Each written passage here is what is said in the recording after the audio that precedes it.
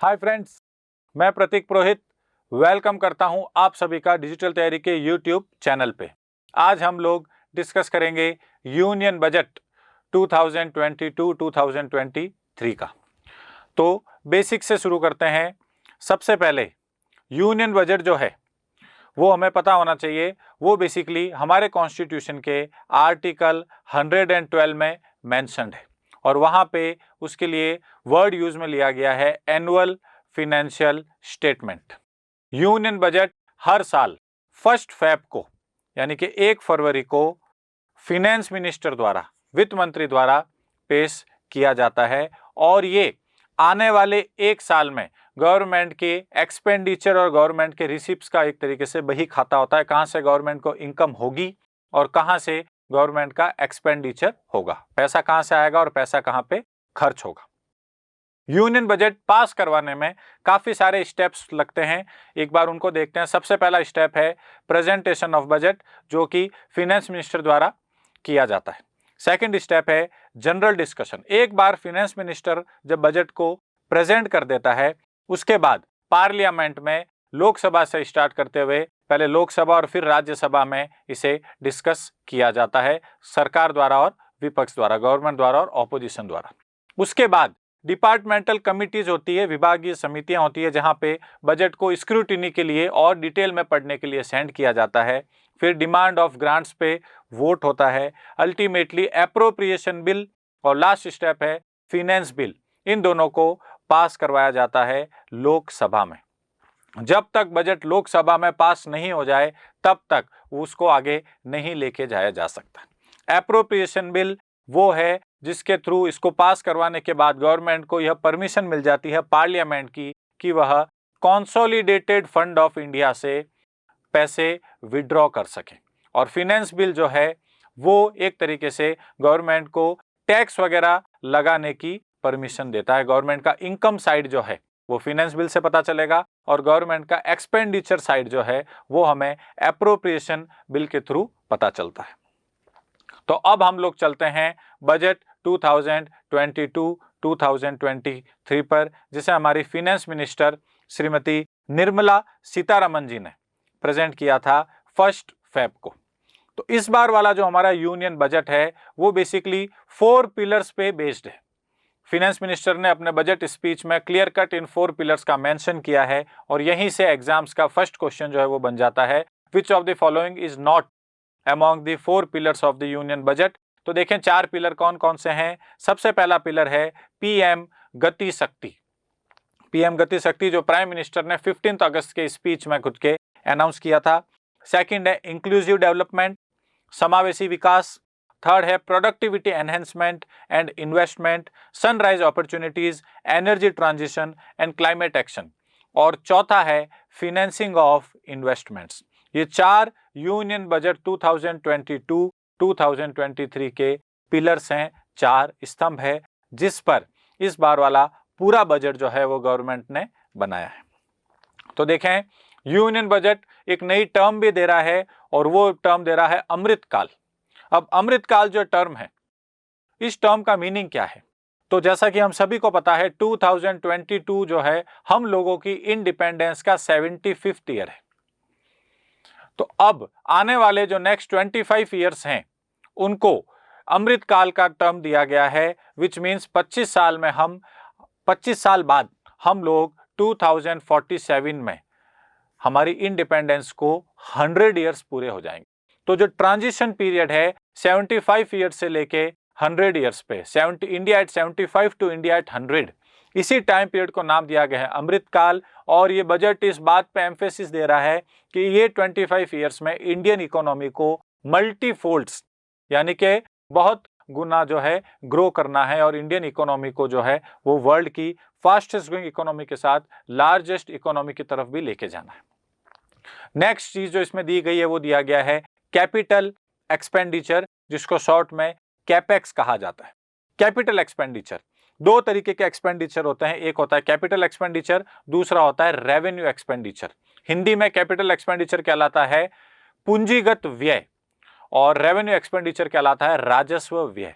Capital expenditure वो expenditure है जो इस तरीके का खर्चा है, इस तरीके का व्यय है, जिसके द्वारा गवर्नमेंट ऑफ इंडिया जो है वो एसेट्स को क्रिएट करती है, यानी कि ये डिजायरेबल एक्सपेंडिचर है, आप करना चाहते हो इस तरीके का खर्चा। एसेट्स में रोड्स हो, रेलवेज हो, एयरपोर्ट्स हो, ब्रिजेज हो, डैम्स हो, इन सारी चीजों के कंस्ट्रक्शन में जो एक्सपेंडिचर होगा that is called capital expenditure. Government of India ने कैपिटल एक्सपेंडिचर का टारगेट 7.5 लाख करोड़ रुपए का लगा है, 7.5 लाख करोड़ रुपीस, जो कि हमारी जीडीपी का अराउंड 4.1% है। इस तरीके के फैक्ट्स एंड फिगर्स ही हम लोगों को याद रखने हैं, एग्जाम्स में डायरेक्ट यही पूछे जाते हैं। फिस्कल डेफिसिट की बात करें, फिस्कल डेफिसिट हिंदी में राजकोषीय घाटा कहलाता है। सिंपल लैंग्वेज में फिस्कल डेफिसिट हमको गवर्नमेंट की बोरोइंग्स के बारे में बताता है, गवर्नमेंट के ऊपर कितनी उधारी है, कितनी बोरोइंग्स है। फिस्कल डेफिसिट फॉर एफवाई का मीन्स है फाइनेंशियल ईयर 2022 में 6.9% है और लास्ट ईयर ये 6.8% था, यानी कि 0.1% का इसमें इंक्रीज हुआ है। टारगेट फॉर फिस्कल ईयर 2022-2023 जिसको हम FY23 लिखेंगे वो 6.4% का टारगेट रखा गया है। तो यहां से हम लोगों को 3 इंपॉर्टेंट फैक्ट्स मिल रहे हैं। सबसे पहला, 2022 का जो फिस्कल डेफिसिट है दैट इज 6.9% और 2023 का फाइनेंशियल ईयर का वित्तीय वर्ष का जो फिस्कल डेफिसिट का टारगेट रखा गया है दैट इज 6.4% ऑफ जीडीपी। ये जो सारा डाटा है किसके परसेंटेज टर्म्स में है? जीडीपी के परसेंटेज टर्म्स में है। Fiscal deficit is one of the most important data which is frequently asked in different competition exams. हम लोगों को फिस्कल डेफिसिट को याद रखना है। 6.9 हुआ है और अब 0.5% जो है कम करके टारगेट रखा गया है 6.4%, और ये कितना होता है वो नेक्स्ट ईयर के बजट में पता चलेगा। अब आते हैं जो 4 पिलर्स हैं बजट के उन पर। तो first pillar PM Gati Shakti master plan. देखें, it is a national master plan for multi modal connectivity that intends to bring together 16 infrastructure related ministries. बहुत इंपॉर्टेंट मास्टर प्लान है मल्टी मोडल कनेक्टिविटी के लिए। मल्टी मोडल कनेक्टिविटी का मतलब क्या होता है? एक टर्म होता है लॉजिस्टिक्स। इंडिया में जो है लॉजिस्टिक कॉस्ट अभी भी बहुत हाई है। लॉजिस्टिक का मतलब है आप कोई इंडस्ट्री रन कर रहे हो, इंडस्ट्री में मैन्युफैक्चरिंग हो रही है, तो रॉ मटेरियल को स्टोर करने से लेके एक जगह से दूसरी जगह ट्रांसफर करने तक, बाय रोड हो, बाय रेल हो, बाय एयर हो, बाय वाटर हो, किसी भी जगह पे ट्रांसफर हो, फाइनल डेस्टिनेशन तक अपने वो सामान पहुंचे, उसके बीच में जो भी स्टेप्स आते हैं दे आर कॉल्ड लॉजिस्टिक्स। और इंडिया में जो है उसका कॉस्टिंग काफी हाई आता है, जिससे चीजें कॉस्टली हो जाती है इंडस्ट्रीज के लिए और अल्टीमेटली कंज्यूमर्स के लिए। तो नेशनल मास्टर प्लान बनाया गया है मल्टी मोडल कनेक्टिविटी के लिए। 16 डिफरेंट इंफ्रास्ट्रक्चर रिलेटेड जो मिनिस्ट्रीज हैं उनमें कोऑर्डिनेशन अच्छा हो, उनमें समन्वय अच्छा हो। ये सारी मिनिस्ट्रीज है, मिनिस्ट्री ऑफ नेशनल हाईवे हो गई, मिनिस्ट्री ऑफ शिपिंग हो गई, पोर्ट्स की मिनिस्ट्री हो गई, सारी मिनिस्ट्रीज को एक प्लेटफॉर्म पे लाया जाएगा सो दैट जो लॉजिस्टिक कॉस्ट है उसको कम किया जा सके। PM Gati Shakti will encompass 7 engines for multimodal connectivity to facilitate faster movement of people and goods, यानी कि लोगों के और सामान के फास्टर मूवमेंट के लिए, ओवरऑल कॉस्टिंग को और टाइम को बचाने के लिए जो है 7 इंजन्स दिए गए हैं, विच इंक्लूड्स रेलवेज, 7 इंजन में से एक है, रोड्स, पोर्ट्स, एयरवेज, वाटरवेज, इस तरीके से टोटल 7 इंजन्स हैं जो इस चीज को इंप्लीमेंट करने में हेल्प करेंगे। अल्टीमेटली फायदा जॉब क्रिएशन होगा और देश की इकोनॉमी ग्रो करेगी। रोडवेज के ऊपर बहुत ही एम्बिशियस टारगेट सेट किया है बजट में। नेशनल हाईवेज का जो नेटवर्क है उसको 2022-23 में 25,000 किलोमीटर्स जो है वो एक्सपेंड किया जाएगा, यानी कि एक साल में जो है 1 अप्रैल 2022 से 31 मार्च 2023 तक 25,000 किलोमीटर का नेशनल हाईवे जो है वो और कंस्ट्रक्ट किया जाएगा, और उसके लिए जो फंडिंग है, जो फाइनेंसिंग है वो रखी गई है 20,000 करोड़ की। तो ये 25,000 किलोमीटर का जो डाटा है, जो आंकड़ा है, ये हमें याद रखना है। लॉजिस्टिक पार्क्स बनाए जाएंगे, 4 मल्टीमोडल लॉजिस्टिक पार्क्स बनाए जाएंगे which will be implemented through PPP mode. PPP का मतलब हो जाता है public private partnership mode. Railways के ऊपर आते हैं, तो रेलवेज जैसा कि हमें पता है 2017 के बजट से जो है रेलवे बजट जो पहले अलग प्रेजेंट किया जाता था रेलवे मिनिस्टर के द्वारा, अब उसे यूनियन बजट में मर्ज कर दिया गया है। 1921 में रेलवे बजट को सेपरेट किया गया था, 2017 में वापस मर्ज हो गया है। तो अब देखें रेलवेज के लिए वन स्टेशन वन प्रोडक्ट एक नया इनिशिएटिव है to help local businesses and supply chains. हर रेलवे स्टेशन पे एक पर्टिकुलर प्रोडक्ट जो है उसको मार्केट किया जाएगा, उसके बारे में लोगों को अवेयर किया जाएगा और अल्टीमेटली उसकी सेल बढ़ा के जो लोकल बिजनेस हैं उसको हेल्प किया जाएगा, लोकल बिजनेस करने वालों को। Railway network of 2000 kilometre to be brought under Kavach indigenous world class technology and capacity augmentation, 2000 kilometre को कवच के अंदर लाएंगे। वंदे भारत ट्रेन जो कि फास्टेस्ट ट्रेन के अंदर शामिल हैं, अगले 3 साल में 400 new generation Vande Bharat train to be manufactured. Ambitious target है, देखते हैं कितना अचीव हो पाता है। 100 cargo terminals under PM Gati Shakti will also be developed. Cargo terminals जो कि सामान के गुड्स के इधर से उधर ट्रांसफर में हेल्प करते हैं, उनको भी क्या किया जाएगा, डेवलप किया जाएगा। नेक्स्ट फ्यू ईयर्स टाइमलाइन इन्होंने जो है वो स्पेसिफाई नहीं किया है। जैसे वंदे भारत के लिए 400 न्यू ट्रेन और 3 ईयर्स स्पेसिफाई किया है, कार्गो टर्मिनल्स के लिए स्पेसिफाई ईयर नहीं किया गया है। सबसे इंपॉर्टेंट जो एग्जाम में पूछा जा सकता है दैट इज पर्वतमाला। पर्वतमाला का नाम है national ropeways development programme. Ropeway को हम लेमन लैंग्वेज में उड़न खटोला कहते हैं, तो नेशनल रोपवेज डेवलपमेंट प्रोग्राम को नाम दिया गया पर्वतमाला। Contracts for 8 ropeway projects of 60 kilometre length, 60 kilometre की लेंथ के 8 अलग अलग रोपवे प्रोजेक्ट्स जो हैं 2022-23 में पीपीपी मोड पे जो है वो कॉन्ट्रैक्ट्स दिए जाएंगे। टूरिज्म को बढ़ाता है, लोकल टूरिज्म को बढ़ाएगा, गाइड्स वगैरह का जो है इनकम को बढ़ाएगा और अल्टीमेटली इकोनॉमी को हेल्प करेगा। तो पर्वतमाला is an important aspect of this budget. फिर आते हैं बजट के सेकंड पिलर पे जो कि है इंक्लूसिव डेवलपमेंट, हिंदी में कहलाता है समावेशी विकास। सबसे पहले बात फार्मर्स एंड एग्रीकल्चर, किसानों की। एमएसपी काफी कंट्रोवर्शियल टॉपिक रहा है जब से किसान आंदोलन चल रहा था। एमएसपी पे जो है गवर्नमेंट ने पिक्चर क्लियर कर दी है।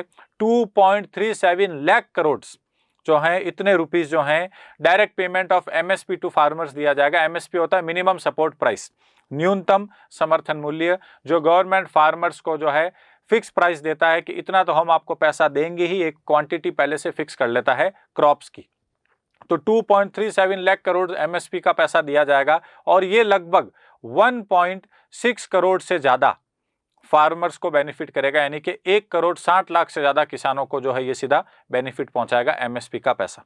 Procurement of wheat in rabi season 2021-2022 and estimated procurement of paddy in kharif season will cover 1,208 lakh metric tons of wheat and paddy. Paddy मतलब चावल होता है, धान होता है। 163 लाख किसानों से जो है इतना मेट्रिक टन जो है व्हीट और साथ साथ पैडी को प्रोक्योर जो है वो भी किया जाएगा। तो एमएसपी गवर्नमेंट ने पिक्चर क्लियर कर दी है एमएसपी पे। एग्रीकल्चर फिनेंसिंग पे भी बजट में क्लियर कट कहा गया है। Funds with blended capital raised under co investment model to finance startups in agriculture and rural enterprises for farm produce value chains will be set up. ध्यान रहे, जो एग्रीकल्चर के सेक्टर में स्टार्टअप्स काम कर रहे हैं उनको एक तरीके से कैपिटल रेज करने में जो है हेल्प किया जाएगा, बिकॉज स्टार्टअप्स एग्रीकल्चर में मॉडर्न टेक्नोलॉजी जो है उसको लाने के लिए, टेक्नोलॉजी की कॉस्ट को कम करने के लिए स्टार्टअप्स जो आ रहे हैं उनको गवर्नमेंट डायरेक्टली हेल्प करेगी। और ये सारा फैसिलिटेशन किसके थ्रू होगा? नाबार्ड। नाबार्ड जो कि इंडिया में एग्रीकल्चर सेक्टर का एपेक्स बैंक है, उसी के थ्रू इसको फैसिलिटेट किया जाएगा, यानी कि इंप्लीमेंट किया जाएगा। एग्रीकल्चर एजुकेशन को भी स्पेशल फोकस एरिया बनाया गया है। States will be encourage to revise agriculture universities syllabus to meet needs of natural farming, zero budget farming, organic farming and modern day agriculture. जो अलग अलग एग्रीकल्चर यूनिवर्सिटीज हैं, जो विश्वविद्यालय हैं जो स्टेट्स में चल रहे हैं, उनके सिलेबस को अपडेट किया जाएगा और उनके सिलेबस में मॉडर्न डे एग्रीकल्चर के जो नए कॉन्सेप्ट्स हैं, जो नई टेक्नोलॉजीज हैं, नेचुरल फार्मिंग का कॉन्सेप्ट हो, जीरो बजट फार्मिंग हो, ऑर्गेनिक फार्मिंग हो, उनके ऊपर स्पेशली चैप्टर्स को ऐड किया जाएगा, सो दैट ज़्यादा से ज़्यादा जो नए एग्रीकल्चर यूनिवर्सिटीज़ में जो स्टूडेंट्स हैं वो इन कॉन्सेप्ट से अच्छे से वाकिफ रहें। ड्रोन्स को जो है एग्रीकल्चर में बड़े लेवल पे यूज किए जाने का जो अनाउंसमेंट किया गया है। Drones will be use for crop assessment, digitisation of land records, spraying of insecticides and nutrients.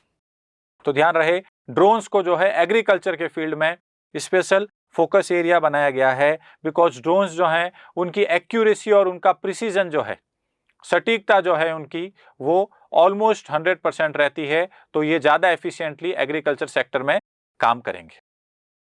एक बहुत ही अच्छा रिवर इंटरलिंकिंग प्रोजेक्ट है केन बेतवा प्रोजेक्ट, उसको भी 1400 करोड़ रुपीस जो है वो दिए गए हैं बजट में, which will provide irrigation benefit to 9.08 lakh hectares of farmer land. Ken और बेतवा मध्य प्रदेश और उत्तर प्रदेश की दो रिवर्स हैं, आपस में जोड़ा जाएगा और ये प्रोजेक्ट कंप्लीट होने के बाद जो बुंदेलखंड का रीजन है, जो यूपी और एमपी का काफी सारे डिस्ट्रिक्ट को कवर करता है, बुंदेलखंड का एरिया, वहां पे इरिगेशनल बेनिफिट्स यानी कि सिंचाई के मामले में जो है काफी बेनिफिट्स या फायदे पहुंचाएगा 9 लाख हेक्टेयर से ज्यादा फार्मर लैंड को।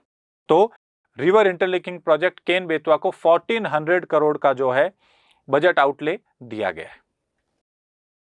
एमएसएमई सेक्टर की बात करते हैं। Micro small and medium enterprises, interlinking of उद्यम, ई श्रम, एनसीएट एंड असीम पोर्टल्स, जो अलग अलग पोर्टल्स हैं उन सबको इंटरलिंक किया जाएगा सो दैट आपको अलग अलग जगह पर रजिस्ट्रेशन नहीं करवाना पड़े। अगर आपका एक जगह पे किसी एमएसएमई का रजिस्ट्रेशन हुआ है तो सभी जगहों पे ऑटोमेटिकली रजिस्टर हो जाएंगे। एमएसएमई के लिए स्कीम लाई गई थी emergency credit linked guarantee scheme, जिसको शॉर्ट फॉर्म ECLGS कहा जाता है। पहले इस स्कीम को समझते हैं। एमएसएमई जो सेक्टर है ये यहाँ पर कैपिटल क्रंच हो गया था। कैपिटल क्रंच यानी कि यहाँ पे जितना पैसा चाहिए था, जितनी पूंजी चाहिए थी, इतनी इनके पास अवेलेबल नहीं थी और बहुत सारे एमएसएमईज जो हैं वो बंद होने की कगार पे थे। They were on the verge of closure, उनको जल्दी से जल्दी कैपिटल की जरूरत थी। तो emergency credit linked guarantee scheme central government लेके आई, जिसमें एमएसएमई वाले बैंक से जाके लोन लेंगे और अगर कभी वो डिफॉल्ट कर दे, डिफॉल्ट यानी कि अगर वो उस लोन का पैसा नहीं चुका पाए, तो गवर्नमेंट ऑफ इंडिया गारंटी ले रही थी अपनी ऑर्गेनाइजेशंस के थ्रू कि हम जो हैं वो आके ये पैसा चुकाएंगे। तो यही स्कीम है emergency credit linked guarantee scheme, because MSME जो है ये एक बहुत ही इंपॉर्टेंट सेक्टर है एम्प्लॉयमेंट के लिए भी और जीडीपी में कंट्रीब्यूशन के लिए भी। तो इसको 1 साल के लिए एक्सटेंड कर दिया गया है। इस बार मार्च 2022 में ये स्कीम एंड होने वाली थी, इसको 2023 तक जो है एक्सटेंड कर दिया गया, 1 साल का एक्सटेंशन हो गया है। गारंटी कवर को एक्सपेंड कर दिया गया है 5,000 करोड़ से 5 लाख करोड़ तक, 50,000 करोड़ से 5 लाख करोड़ तक, यानी कि इसको 10 टाइम्स बढ़ा दिया गया है। Additional credit of ₹2 lakh crore for micro and small enterprises to be facilitated under this scheme. Micro और स्मॉल, सूक्ष्म और छोटे जो एंटरप्राइजेस हैं, जो उद्योग हैं, उनके लिए एडिशनल क्रेडिट का मतलब लोन होता है, 2 लाख करोड़ का दिया जाएगा। और ध्यान रहे एक नई स्कीम आई है रैंप। ये इस तरीके के फुल फॉर्म्स पूछ लिए जाते हैं बजट में, जो नए टर्म्स वगैरह आते हैं। रैंप का मतलब है raising and accelerating MSME performance, raising and accelerating MSME performance programme to be rolled out with an outlay of 6,000 crore. 6,000 crore का बजट आउटले है रैंप स्कीम के लिए। क्वेश्चन किसी भी तरीके से आ सकता है, रैंप का फुल फॉर्म पूछ सकते हैं या फिर रैंप का बजट आउटले पूछ सकते हैं, और या फिर रैंप जो प्रोग्राम है वो कौन से सेक्टर से रिलेटेड है ये भी पूछ सकते हैं। तो हमें पता होना चाहिए एमएसएमई सेक्टर से है raising and accelerating MSME performance programme. Skill development, जो कि हमारी बढ़ती हुई पॉपुलेशन को देखते हुए कोर एरिया हो जाता है गवर्नमेंट के फोकस का, तो उसके ऊपर एक नया पोर्टल बनाया गया है, देश इको पोर्टल, देश स्टैक ई पोर्टल। तो ये भी एक इंपॉर्टेंट पॉइंट। देश का full form digital ecosystem for skilling and livelihood, digital ecosystem for skilling and livelihood. H का यहाँ पे कोई मीनिंग नहीं है, नेमोनिक पूरा करने के लिए दिया गया है। तो ये ई पोर्टल है, ऑनलाइन पोर्टल है, डिजिटल इकोसिस्टम है, स्किल डेवलपमेंट के लिए, कौशल विकास के लिए इसको रोल आउट किया जाएगा। स्टार्टअप्स, स्पेशली जो ड्रोन के फील्ड में काम कर रहे हैं, for drone Shakti and drone as a service, उनको स्पेशली गवर्नमेंट हेल्प करेगी, प्रमोट करेगी, टैक्स बेनिफिट्स वगैरह देगी, फंड रेज करने में हेल्प करेगी। नाम दिया गया है द्रास। ड्रोन्स का हमने पीछे भी डिस्कस किया है।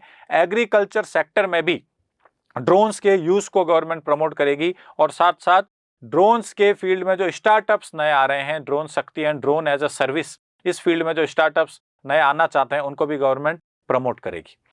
एजुकेशन के फील्ड पे आते हैं, तो आप लोगों ने यूट्यूब पे देखा होगा पीएम ई विद्या करके जो है डेली लाइव क्लास चलती है एनसीईआरटी के थ्रू। अब जो है पीएम ई विद्या जो है 1 क्लास 1 टीवी चैनल, इस प्रोग्राम को 200 टीवी चैनल्स तक जो है एक्सपेंड किया जाएगा। ये फर्स्ट क्लास से लगा के 12th क्लास तक के बच्चे, बिकॉज कोरोना पैंडेमिक के कारण बच्चे जो स्कूल नहीं जा पा रहे हैं, फिजिकल क्लासेस अटेंड नहीं कर पा रहे हैं, तो घर बैठे उनको फ्री में एजुकेशन मिले, उसके लिए पीएम ई विद्या 1 क्लास 1 टीवी चैनल जो प्रोग्राम है उसको 200 टीवी चैनल्स तक एक्सपेंड किया जाएगा। इसके अलावा in addition to this virtual labs and skilling e labs भी सेटअप की जाएगी। वर्चुअल लैब्स का मतलब ऑनलाइन लैब्स, क्योंकि आप फिजिकली स्कूल नहीं जा पा रहे हो कोरोना पैंडेमिक के कारण, तो आप घर बैठे वर्चुअल लैब्स में जो भी एक्सपेरिमेंट्स वगैरह होते हैं उनको सीख सकोगे, सो दैट जो लॉस हुआ है कुछ हद तक उस लॉस की भरपाई की जा सके। हाई क्वालिटी ई कंटेंट यानी कि electronic content to be developed for delivery through digital teachers, online classes होंगी टीचर्स के थ्रू और जो हाई क्वालिटी कंटेंट है वो बच्चों तक पहुंचा जाएगा। और सबसे important, digital university for world class quality universal education to be established. एक डिजिटल यूनिवर्सिटी इस्टेब्लिश की जाएगी और उसका प्योरली फोकस किस पे होगा, डिजिटल एजुकेशन पे होगा, मींस ऑनलाइन एजुकेशन पे होगा। तो डिजिटल यूनिवर्सिटी कहाँ पे बनेगी, क्या इसके बारे में डिटेल्स हैं वो अभी तक नहीं बताई गई हैं, ये सिर्फ अनाउंस किया गया है कि उसको इस्टेब्लिश किया जाएगा। हेल्थ के फील्ड में जाएं, वैसे भी पिछले 2 साल से हम लोग देख रहे हैं हेल्थ सबसे ज्यादा न्यूज में रह रहा है, तो नेशनल डिजिटल हेल्थ इकोसिस्टम एक प्लेटफॉर्म है जो कि रोल आउट किया जाएगा। National telemedicine mental health programme, ये इंपॉर्टेंट है, for counselling and care services to be launched. National tele mental health programme, तो टेली मेंटल हेल्थ प्रोग्राम क्योंकि पैंडेमिक के वजह से काफी सारी लोगों की मेंटल हेल्थ पे एडवर्स इंपैक्ट पड़ा है, तो उसको जो है काउंसलिंग के लिए उन लोगों की उनकी केयर के लिए जो है सर्विस लॉन्च की जाएगी, जिसमें total 23 tele mental health centres of excellence setup किए जाएंगे। और निमहंस जो कि मेंटल हेल्थ का बहुत ही जाने माना सेंटर है, और एक IIITB जो बेंगलोर में है, international institute of information technology Bangalore, IIIT Bangalore जो है वो टेक्नोलॉजी सपोर्ट प्रोवाइड करेगा। बिकॉज ये टेली है, टेली वर्ड जो आ जाता है इसका मतलब क्या होता है, दूर दराज से आप किसी भी एरिया में हो, आपको किसी भी डॉक्टर के थ्रू कोई इलाज या कोई काउंसलिंग की जरूरत है, तो आप वहीं पे बैठे उस डॉक्टर का डायरेक्ट जो है ऑनलाइन वीडियो कॉन्फ्रेंसिंग या सैटेलाइट के थ्रू जो है उसके थ्रू कांटेक्ट करके सारा कुछ पता लगा सकते हो। आंगनवाड़ीज जो हैं ये ग्रास रूट लेवल पे काम करती हैं, स्पेशली वुमेन रिलेटेड, महिला संबंधित और चिल्ड्रन रिलेटेड, बच्चों से संबंधित जो भी गवर्नमेंट की स्कीम्स आती है उनको इंप्लीमेंट करने के लिए। तो आंगनवाड़ीज का अपग्रेडेशन किया जाएगा। 2 lakh anganwadis will be upgraded to Saksham anganwadis. इनका अपग्रेडेशन किया जाएगा, टेक्नोलॉजिकली अपग्रेड किया जाएगा। जो आंगनवाड़ी के वर्कर्स हैं उनका स्किल डेवलपमेंट किया जाएगा, कैपेसिटी बिल्डिंग किया जाएगा, सो दैट ये और एफिशिएंटली सारी स्कीम्स को इंप्लीमेंट कर सके।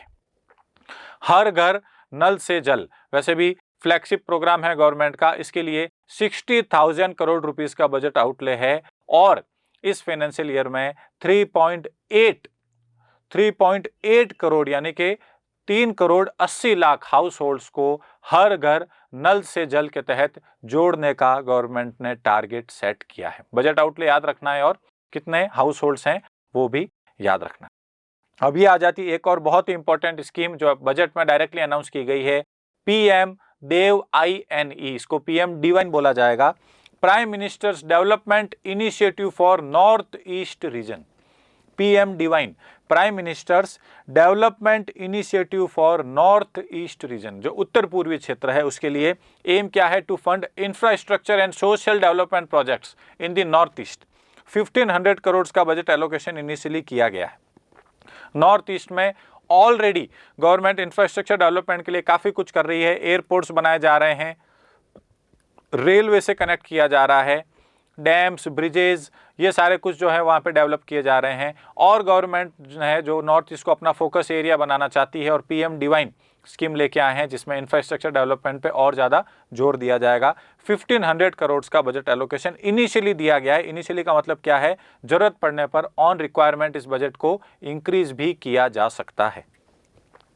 बैंकिंग सेक्टर पे आए तो पोस्ट ऑफिस जो हैं उनको कोर बैंकिंग सिस्टम से जोड़ा जाएगा। CBS जिसको हम लोग कहते हैं कोर बैंकिंग सिस्टम, जो ऑनलाइन सॉफ्टवेयर है, उनसे पोस्ट ऑफिस बैंक्स को जोड़ा जाएगा, पोस्ट ऑफिसेस को जोड़ा जाएगा। और जो शेड्यूल्ड कमर्शियल बैंक्स हैं वो सेटअप किए जाएंगे 75 digital banking units in 75 different districts, जो SCB होते हैं, शेड्यूल्ड कमर्शियल बैंक्स, वो 75 अलग अलग डिस्ट्रिक्ट्स में 75 डिजिटल बैंकिंग यूनिट्स को सेटअप करेंगे। डिजिटल बैंकिंग जहां पे फोकस एरिया होगा। शेड्यूल्ड कमर्शियल बैंक्स उन कमर्शियल बैंक्स को कहा जाता है जो RBI एक्ट जो है उसके सेकंड शेड्यूल में जो है वो मेंशन्ड हो, शेड्यूल नंबर 2, इसको शेड्यूल बोला जाता है। ई पासपोर्ट बड़ा ही इंटरेस्टिंग इनिशिएटिव है। E passport will be with embedded chip and futuristic technology features to be rolled out. E passports होंगे, उसमें एम्बेडेड चिप वगैरह होगी। अगर कभी कोई इंसान उसके बारे में कोई आपको इन्फॉर्मेशन जो है जुटानी हो, पता करना हो, चिप को आप डालो और सारी इन्फॉर्मेशन जो है आपके पास आ जाएगी, उसकी ट्रैवल हिस्ट्री वगैरह सारा कुछ जो है वो गवर्नमेंट के पास आ जाएगा। तो ये ई पासपोर्ट, ये भी एक इंटरेस्टिंग इनिशिएटिव है। अर्बन प्लानिंग जो कि हमेशा से ही इंडिया में खराब रहा है, तो उसके ऊपर भी बजट में कहा गया है modernisation of building by laws. जो बिल्डिंग के लॉज हैं, बाई लॉज हैं, बहुत ज़्यादा आउटडेटेड हैं, बहुत ज़्यादा पुराने, उनको मॉडर्नाइज किया जाएगा। टाउन प्लानिंग स्कीम्स आएंगी। Transit oriented development will be implemented. Battery swapping policy will be rolled out.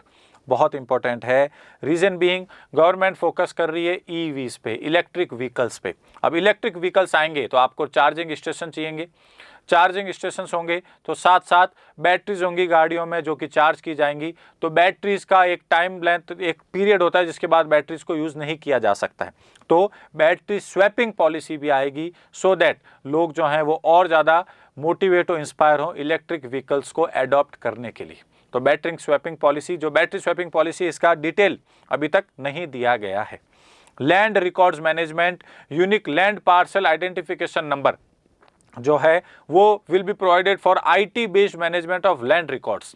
Land records जिनका कि अभी तक सारा जो मेंटेन किए जाते हैं वो फिजिकल फॉर्म में, पेन पेपर फॉर्म में किए जाते हैं, अब उनको इंफॉर्मेशन टेक्नोलॉजी बेस्ड रिकॉर्ड किया जाएगा, आइडेंटिफिकेशन नंबर मिलेगा और सारे के सारे जो लैंड रिकॉर्ड्स हैं उनका क्या हो जाएगा, डिजिटाइजेशन हो जाएगा। फिर आते हैं थर्ड पिलर पे। ये इंक्लूसिव डेवलपमेंट का अभी तक हम लोग पढ़ रहे थे। बजट का जो थर्ड पिलर है वो है productivity enhancement and investment, sunrise opportunities, energy transition and climate action. तो देखें, प्रोडक्टिविटी एनहेंसमेंट, प्रोडक्टिविटी को बढ़ाया जाएगा, इन्वेस्टमेंट को बढ़ाया जाएगा। सनराइज अपॉर्चुनिटीज, सनराइज सेक्टर्स उन सेक्टर्स को कहा जाता है जहां पे आने वाले फ्यूचर में पॉसिबिलिटीज हों हाई डिमांड की, हाई ग्रोथ की। जैसे सोलर एनर्जी, वो एक सनराइज इंडस्ट्री का पार्ट है। फूड प्रोसेसिंग इंडस्ट्री, वो भी एक सनराइज इंडस्ट्री का एग्जाम्पल है। एनर्जी ट्रांजिशन, इंडिया जो है वो fossil fuel based energy basket को धीरे धीरे जो है रेन्यूएबल एनर्जी बास्केट में कन्वर्ट करना चाहता है, तो उसके ऊपर भी फोकस। और क्लाइमेट एक्शन, तो सबसे पहले एक्सीलरेटेड कॉरपोरेट एग्जिट स्कीम लाया गया है, CPACE। ये भी एक और इंपॉर्टेंट टर्म हो जाता है, CPACE, centre for processing accelerated corporate exit to be established. One of the most important initiatives में से एक है। ऐसा कोई कॉरपोरेट एंटिटी, ऐसी कोई कंपनी जो कि लॉस में जा रही है काफ़ी टाइम से और वो कंपनी को बंद करना चाहते हैं, तो इस प्रोसेस को एक्सीलरेट किया जाएगा, यानी कि फास्ट किया जाएगा ताकि जल्दी से जल्दी वो क्या कर सके, एग्जिट कर सके। तो उसके लिए एक सेंटर बनाया जाएगा, उसी स्कीम को नाम दिया गया CPACE। Telecom sector, scheme for design manufacturing to be launch strong for 5G as a part of production linked incentive scheme, PLI। इस स्कीम को आप काफ़ी बार सुनेंगे, production linked incentive scheme. 4G का जमाना जो है वो जा रहा है, 5G का जमाना, यहाँ तक कि 6G पे भी काम होना शुरू हो गया है, रिसर्च होनी शुरू हो गई है। तो डिज़ाइन मैन्युफैक्चरिंग 5G के ऊपर, 5th जनरेशन के ऊपर जो है काम किया जाएगा और उसके लिए स्कीम PLI लॉन्च की गई। PLI स्कीम क्या होती है? PLI स्कीम का मतलब ये होता है, आप कोई भी सेक्टर में अगर ये स्कीम लॉन्च की गई, फॉर एग्जाम्पल टेक्सटाइल सेक्टर में अगर ये कपड़ा उद्योग में स्कीम लॉन्च की गई है, प्रोडक्शन लिंक्ड इंसेंटिव, तो जैसे जैसे फैक्ट्री में प्रोडक्शन बढ़ेगा, इंक्रीमेंटल जो प्रोडक्शन होगा, वैसे वैसे गवर्नमेंट की तरफ से आपको इंसेंटिव, आपको सपोर्ट ज़्यादा दिया जाएगा। तो आप प्रोडक्शन बढ़ाइए, गवर्नमेंट आपको सपोर्ट ज़्यादा देगी, इंसेंटिव ज़्यादा देगी, that is called PLI scheme. तो उसको 5G के फील्ड में, डिज़ाइन मैन्युफैक्चरिंग के फील्ड में गवर्नमेंट ने अनाउंस कर दिया है। एक्सपोर्ट प्रमोशन के लिए स्पेशल इकोनॉमिक जोन जिनको सेस कहा जाता है, तो special economic zones act to be replaced with new legislation to enable states to become partners in development of enterprise and service hubs. तो सेस का जो एक्ट है उसको रिप्लेस किया जाएगा नए लेजिस्लेशन से, और स्टेट गवर्नमेंट्स जो हैं उनको भी पार्टनर बनाया जाएगा सो दैट वो भी एक्सपोर्ट में हेल्प कर सकें। Defense sector observed 68% of capital procurement earmarked for the domestic industry in 2022-2023। इसका मतलब ये है जो डिफेंस सेक्टर है उसमें 68% जो कैपिटल प्रोक्योरमेंट होगा वो डोमेस्टिक इंडस्ट्री से होगा। मेड इन इंडिया को एक तरीके से फोकस एरिया बनाया गया है डिफेंस सेक्टर के लिए, मेड इन इंडिया, जो कि प्राइम मिनिस्टर ने अपने स्पीच में अनाउंस कर रखा था। Defense R&D, research and development, to be opened up for industry, startups and academia with a 25% defence R&D budget earmarked। Defence में जो रिसर्च एंड डेवलपमेंट होता है उसमें इंडस्ट्रीज को, स्टार्टअप्स को और एकेडेमिया यानी कि अलग अलग इंस्टीट्यूशंस जो हैं उनको भी जो है उसमें अब एंट्री दी जाएगी, और 25% यानी कि 1/4 जो डिफेंस बजट है वो R&D पे खर्च किया जाएगा, रिसर्च एंड डेवलपमेंट पे। टेस्टिंग एंड सर्टिफिकेशन रिक्वायरमेंट्स को मीट करने के लिए एक इंडिपेंडेंट अम्ब्रेला बॉडी भी सेटअप की जाएगी। सनराइज अपॉर्चुनिटीज़, जैसे कि हमने डिस्कस किया, जो पॉसिबिलिटीज़ वाली इंडस्ट्रीज है जैसे आर्टिफिशियल इंटेलिजेंस हो गया, जियो स्पेशियल सिस्टम्स हो गए, ड्रोन्स हो गया, semiconductors and it's ecosystems, space economy, genomics and pharmaceuticals, green energy and clean mobility systems, ये सारी सनराइज अपॉर्चुनिटीज़ हैं। इनके ऊपर गवर्नमेंट फोकस करेगी, इनको इंसेंटिव्स देगी और government will contribute to its research and development. Government खुद जो है वो सनराइज इंडस्ट्रीज़ के सेक्टर में R&D में कंट्रीब्यूट करेगी, रिसर्च एंड डेवलपमेंट में कंट्रीब्यूट करेगी, सो दैट आगे आने वाले टाइम में जो है ये इकोनॉमी में एक, बोल सकते हो आप, पॉजिटिव रोल प्ले कर सके और हम लोग तैयार रहें जब भी इनकी डिमांड बढ़े।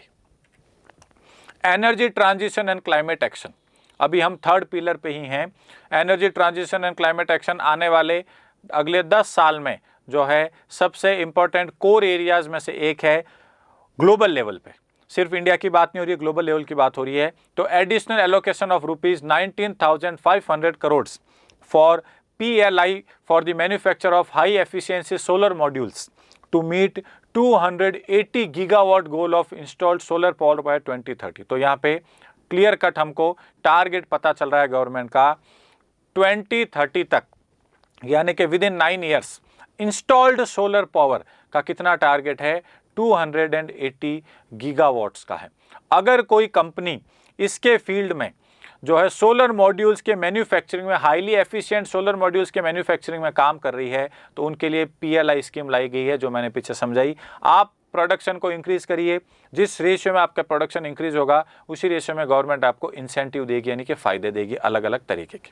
5 to 7% biomass pellets to be co fired in thermal power plants that will reduce CO2 emission, carbon emission को कम करने के लिए।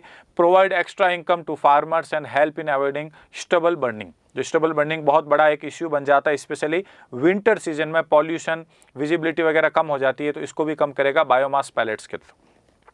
Financial support to farmers belonging to SC and ST for agro forestry, SC ST जो community के जो farmers हैं, because ये एग्रो फॉरेस्ट्री पर ज़्यादा फोकस करते हैं। एग्रो फॉरेस्ट्री का मतलब क्या है, इनका जो खेत है, इनका जो फार्म है, उसी के मार्जिन्स पे, अपने फार्म के मार्जिन्स पे, किनारे पे ये लोग जो हैं क्या करने लग जाएं, फॉरेस्ट्री भी करने लग जाएं, पेड़ पौधे भी उगाने लग जाएं। तो बीच में तो आपकी फार्मिंग चल रही है, कॉर्नर्स पे आप जो हैं बड़े बड़े पेड़ पौधे वगैरह वगैरह, that is called agro forestry. इसके लिए इनको फिनेंशियल सपोर्ट दिया जाएगा गवर्नमेंट की तरफ से SC और ST के फार्मर्स को।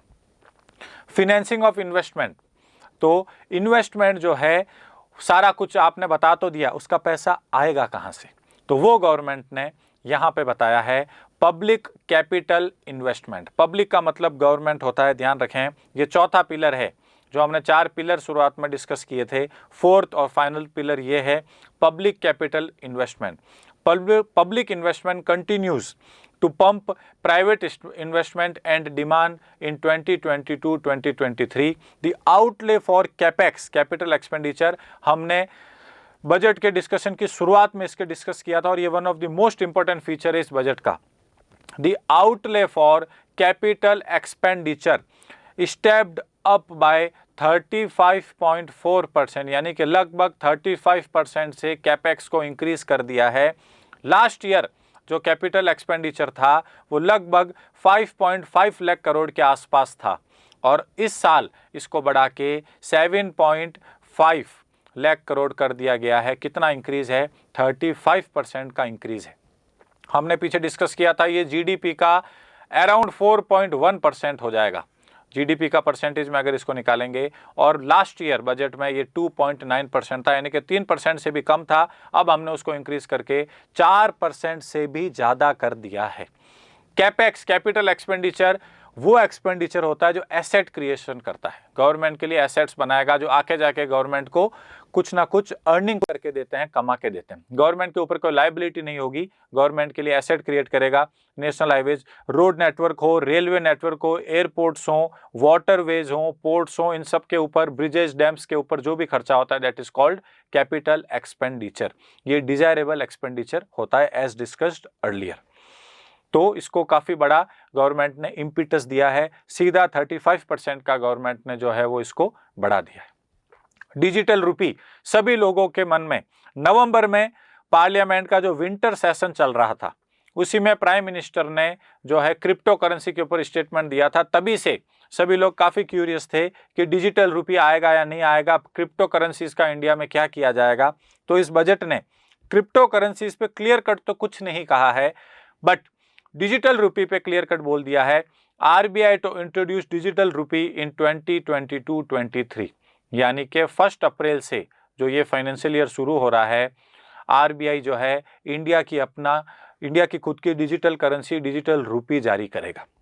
अब इसकी क्या डिटेल्स हैं वो अपन को विद द टाइम पता चलेगी, बट डिजिटल रुपी ये जो है इंतजार हो ही रहा था इंडिया का, कब इंडिया जो है स्पेशली गवर्नमेंट इस चीज में एंटर करती है। तो क्लियर कट बजट में अनाउंस कर दिया गया है कि डिजिटल रुपी आरबीआई इंट्रोड्यूस करने वाला है।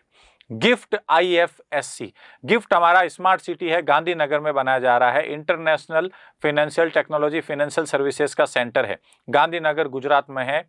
तो यहाँ पे world class foreign universities and institutions to be established, यहाँ पे world class foreign universities establish की जाएंगी, इंस्टीट्यूशंस इस्टेब्लिश किए जाएंगे, और एक इंटरनेशनल आर्बिट्रेशन सेंटर भी सेटअप किया जाएगा for timely settlement of disputes. अब ये क्या है, इसे देखें।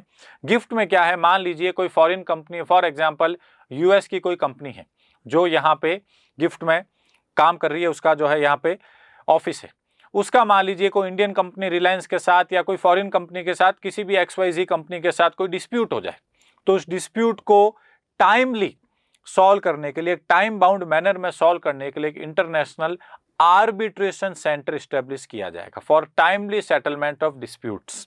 तो इंटरनेशनल और नेशनल कंपनीज के बीच, या फिर 2 इंटरनेशनल कंपनीज के बीच जो कि गिफ्ट स्मार्ट सिटी में अगर काम कर रही हैं और उनके बीच अगर कोई डिस्प्यूट हो जाता है तो आर्बिट्रेशन सेंटर यानी कि सॉल्व किया जाएगा उनके बीच के डिस्प्यूट को टाइमली मैनर में, टाइम बाउंड मैनर में, उसको सॉल्व करने के लिए आर्बिट्रेशन सेंटर गिफ्ट में बनाया जा रहा है।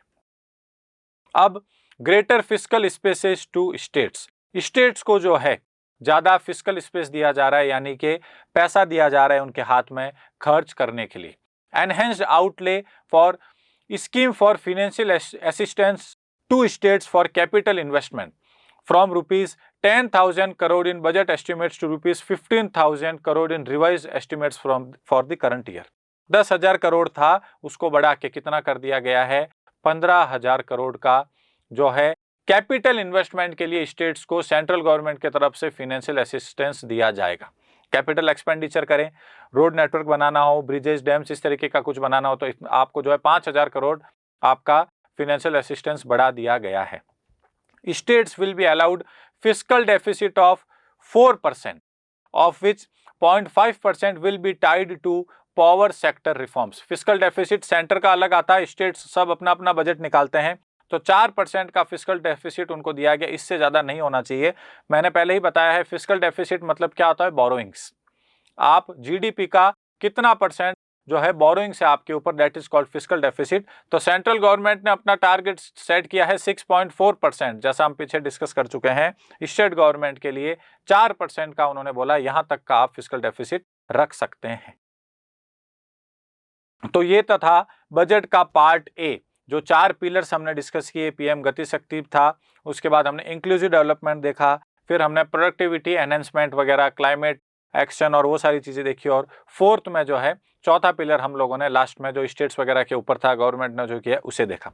अब पार्ट बी पे आते हैं, टैक्स प्रपोजल्स। तो टैक्स दो टाइप के होते हैं, एक होता है डायरेक्ट टैक्स प्रत्यक्ष कर, और एक होता है इनडायरेक्ट टैक्स। दोनों में बहुत ही बेसिक सा डिफरेंस है। Direct tax is that type of tax जो कि जिस इंसान पे, जिस इंस्टीट्यूशन पे लगाया जाता है उसी को पे करना पड़ता है। The responsibility of direct tax can not be shifted.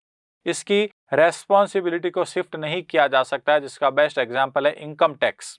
जिस इंसान पे इनकम टैक्स लगा है उसी को चुकाना पड़ेगा। और इनडायरेक्ट टैक्स अप्रत्यक्ष कर कहलाता है, इसकी रेस्पॉन्सिबिलिटी जो है वो शिफ्ट की जा सकती है। और अब सारे इनडायरेक्ट टैक्सेस इंडिया में कंबाइन कर दिए गए हैं, किस में? जीएसटी में, गुड्स एंड सर्विसेज टैक्स में। तो पहले डायरेक्ट टैक्स को देखते हैं। तो देखिए, आईटी रिटर्न्स की बात हो रही है, तो new updated returns, here people can file updated return within 2 years of filed IT return. अब ये क्या चीज है? मान लीजिए आपने आईटी रिटर्न भरा है, आपने अपनी इनकम बताई है 10 लाख, बट एक्चुअल में आपकी इनकम 12 लाख, 2 लाख की इनकम आपने नहीं बताई है, हाइड कर ली है, छुपा ली है। तो ये गवर्नमेंट जो है आपको इस बजट के थ्रू एक विंडो दे रही है अपनी इस गलती को मानने का। 2 साल का विंडो है, किस दिन से? जिस दिन से आपने आईटी रिटर्न को फाइल किया था। अगर आपने कोई इनकम हाइड की है तो आप अपडेट करके वापस अपने आईटीआर को फाइल कर दें, तो आपके ऊपर कोई भी एक्शन नहीं लिया जाएगा।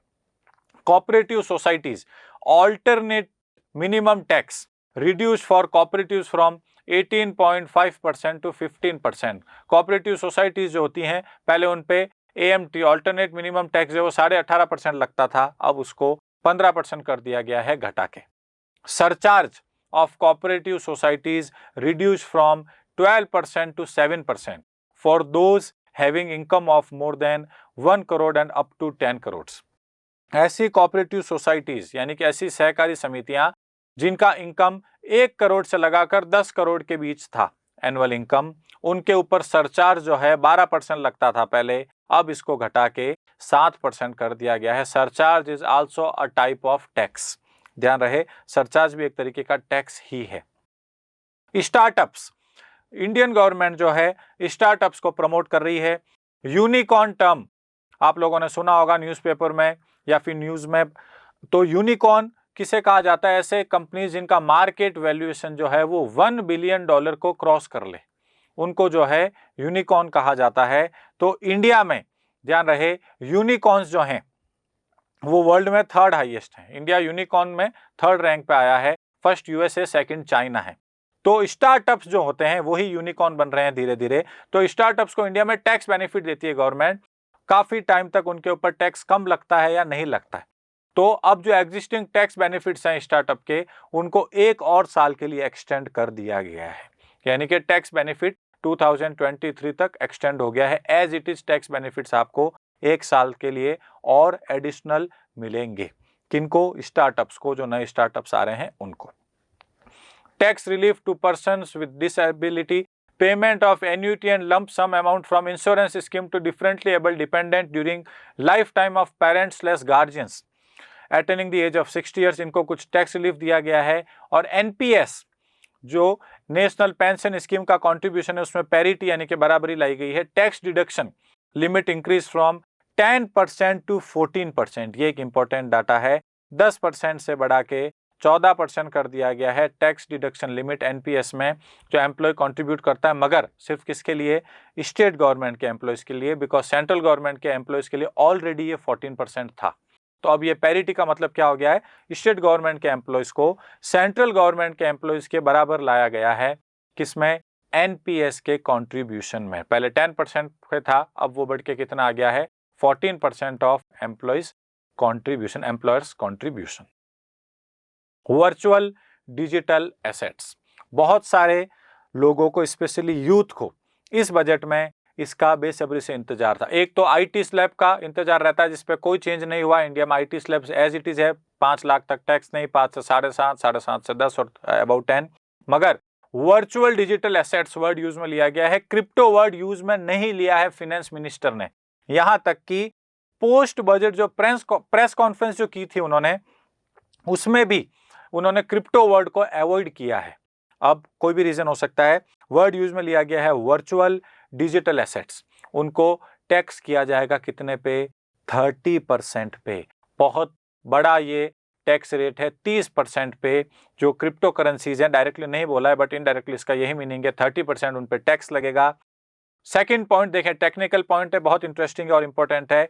Loss from the transfer of virtual digital assets cannot be set of against any other income. इसका मतलब क्या है? शेयर्स वगैरह में क्या होता था, शेयर्स में, इक्विटीज में, मान लीजिए लास्ट ईयर आपको 5,000 का लॉस हुआ, 5,000 रुपीज का लॉस हुआ है, तो लॉस पे कोई टैक्स नहीं लगता है। नेक्स्ट ईयर आपको शेयर में 10,000 का प्रॉफिट हो गया, तो वो 10,000 पे टैक्स नहीं लगेगा। आप पिछले साल के लॉस को इसमें से माइनस कर सकते हो, तो आप अपनी इनकम 5,000 ही दिखाओगे प्रॉफिट, और इस 5,000 पे टैक्स लगेगा। ये सेट ऑफ कहलाता है। डिजिटल एसेट्स में इस सेट ऑफ को नहीं रिकॉग्नाइज किया गया है। आपको अगर लॉस हुआ भी है, मान लीजिए एक साल आपको 1 लाख का लॉस हो गया डिजिटल एसेट्स पे, नेक्स्ट ईयर आपको 5 लाख की इनकम हो गई, तो आपको 4 लाख पे टैक्स नहीं देना होगा, पूरे 5 लाख पे टैक्स देना होगा। लॉस फ्रॉम द ट्रांसफर जो है उसके सेट ऑफ को आप किसी भी और इनकम के अगेंस्ट इसमें रिकॉग्नाइज नहीं किया गया है। टीडीएस भी लगाया गया है। TDS on payment made in relation to the transfer of virtual digital assets 1% TDS होगा। ध्यान रहे, टीडीएस क्या होता है? Tax deduction at source. Gift of the virtual digital asset will also be taxed in the hands of the recipient. Recipient यानी कि जिसको gift दिया जा रहा है। तो गिफ्ट, अगर आप किसी को डिजिटल एसेट्स गिफ्ट भी कर दो तो वो भी टैक्स फ्री नहीं है, उस पर भी टैक्स लगेगा। और टैक्स भरेगा कौन? रेसिपिएंट। जिसको गिफ्ट मिल रहा है वो इंसान जो है क्या करेगा? टैक्स भरेगा वर्चुअल डिजिटल एसेट्स पे। तो कुल मिला के डायरेक्टली नहीं मगर इनडायरेक्टली गवर्नमेंट ऑफ इंडिया ने क्रिप्टो करेंसीज को या डिजिटल एसेट्स को लीगलाइज करने का प्रोसेस शुरू कर दिया गया है, स्टार्ट कर दिया है। अगर आप किसी डिजिटल एसेट को या किसी भी चीज को टैक्स कर रहे हो, टैक्स लगा रहे हो, that means you are legalising that particular commodity formally. अब उन्होंने क्रिप्टो वर्ड का भले ही यूज नहीं लिया हो, उस वर्ड को अवॉइड किया हो, बट ध्यान रहे 30% टैक्स वर्चुअल डिजिटल एसेट्स पे लगा दिया गया है और 1% उस पे टीडीएस भी लगाया गया है। एक और इंपॉर्टेंट चीज, सरचार्ज जो एलटीसीजी है, लॉन्ग टर्म कैपिटल गेन्स, किसी भी आप एसेट को अगर ट्रांसफर करोगे तो सरचार्ज को 15% पे उसकी कैपिंग कर दी गई है। पहले ये 37.5% तक जाता था, अब ये 15% से ज्यादा नहीं होगा सरचार्ज एलटीसीजी पे। एलटीसीजी क्या हो सकता है? आपने कभी लैंड खरीदी हो, कहीं पे शेयर वगैरह खरीदा हो और खरीद कर रख दिया हो, उसका एप्रिसिएशन हो गया विद द टाइम, आपको उस पर जो गेन होगा that is called capital gain, उसके ऊपर आपको टैक्स देना होता है। और सरचार्ज पहले बहुत ज्यादा हो जाता था, अब उसको कैपिंग कर दिया गया है, 15% से ज्यादा सरचार्ज नहीं होगा। एलटीसीजी कब जो है लागू होता है? अगर किसी एसेट को लिए हुए 1 साल से ज्यादा हो जाए। 1 साल से पहले अगर आप सेल कर देते हो तो एलटीसीजी उस पर नहीं लगता है, वो लॉन्ग टर्म नहीं कहलाता है, 1 साल से ज्यादा का टाइम होना चाहिए। हेल्थ एंड एजुकेशन सेस है, डिस्करेजमेंट अगेंस्ट टैक्स इवेजन, उसके लिए जो है गवर्नमेंट ने बजट में स्पेशल प्रोविजन बनाया है। अब बात होती है इनडायरेक्ट टैक्स की, तो जीएसटी कलेक्शन कोरोना के टाइम पीरियड में जब लॉकडाउन था, सारी इंडस्ट्रीज वगैरह जो है वो ऑलमोस्ट बंद थी, तो जीएसटी कलेक्शन जो है वो काफी ऑल टाइम लो पे चला गया था। बट बजट में बताया गया है GST revenues goes by and despite the pandemic, gross GST collections for the month of January 2022 is 1,40,986 crore, 1,40,986 crore, which is the highest since the inception of GST in 2017। यानी कि जीएसटी के इंसेप्शन के बाद से, इंप्लीमेंटेशन के बाद से अभी तक का ग्रॉस जीएसटी कलेक्शन अपने हाईएस्ट लेवल पे है। जनवरी 2022 का जो डाटा दिया है 1,40,986 करोड़। स्पेशल इकोनॉमिक जोन्स जिनका लॉज को जो है मॉडर्नाइज किया जाएगा, उसके अलावा कस्टम्स एडमिनिस्ट्रेशन, कस्टम्स जो कि एक्सपोर्ट इंपोर्ट को सारा देखते हैं, तो custom administration of SEZ to be fully IT driven, इसको पूरा इंफॉर्मेशन टेक्नोलॉजी ड्रिवन करेंगे, मैनुअल इंटरफेरेंस जो है खत्म कर दिया जाएगा। And a customs national portal will be implemented by 30 September 2022। यानी कि प्रोसेस को फास्ट कर दिया जाएगा। जो कस्टम से क्लियरेंस वगैरह लेने होते हैं इंपोर्ट एक्सपोर्ट के लिए, कस्टम नेशनल पोर्टल बनाया जाएगा और उसको इंप्लीमेंट किया जाएगा 30 सितंबर 2022। तो ये था हमारा यूनियन बजट 2022-2023। हमने इसमें सारे फैक्ट्स, सारे फिगर्स सेक्टर वाइज जो है डिस्कस करने की कोशिश की है। इस वीडियो को जरूर देखें और कमेंट बॉक्स में अपना फीडबैक जरूर दें। कंपटीशन एग्जाम्स में यूनियन बजट के ऊपर, फैक्ट्स एंड फिगर्स के ऊपर ही ज्यादा क्वेश्चन पूछे जाते हैं। Thank you. Please like, share, subscribe digital तैयारी।